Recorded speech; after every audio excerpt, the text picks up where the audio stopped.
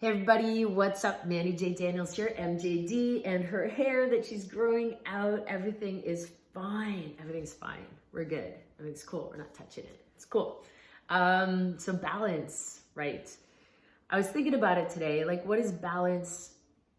How do you apply it in life? It's different for all of us, but balance, right? What is it? And how do you achieve it? This intangible into a tangible expression in life. So I have a story that helped to answer that. It was from 20 years ago in Nepal. I went to a Tibetan Buddhist monastery and took a meditation course and learned about Tibetan Buddhism. And we learned about balance because we had this opportunity at the end of the course to have a seating with the head Lama Rinpoche of the monastery and ask questions. And we'd been studying that week this concept of the middle path or the middle way in Buddhism, which is sort of that middle place between the self-indulgence and of the pleasures of life and self-mortification. And so we're discussing that. And so this guy asked a great question.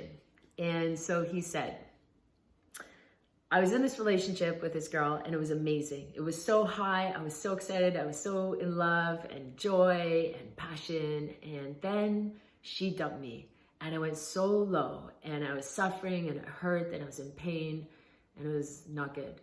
And then as time went on, I found another girl and it was okay. It wasn't like too high. It wasn't too low. It was all right. Like it was okay.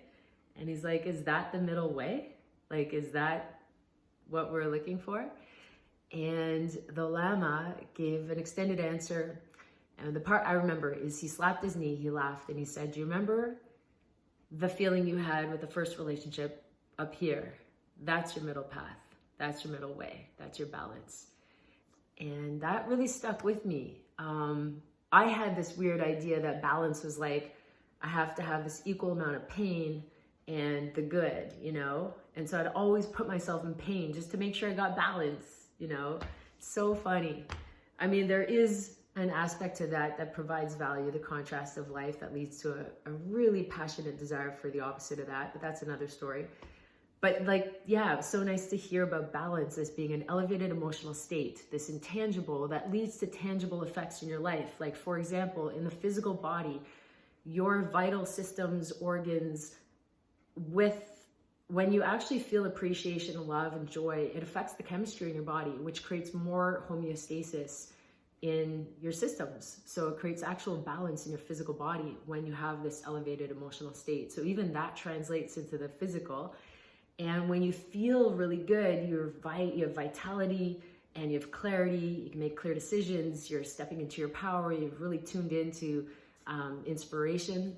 So I'm all for that balance. So I just wanted to share that story with you. It really helped clarify, you know, balance for me, and it's kind of a fun story.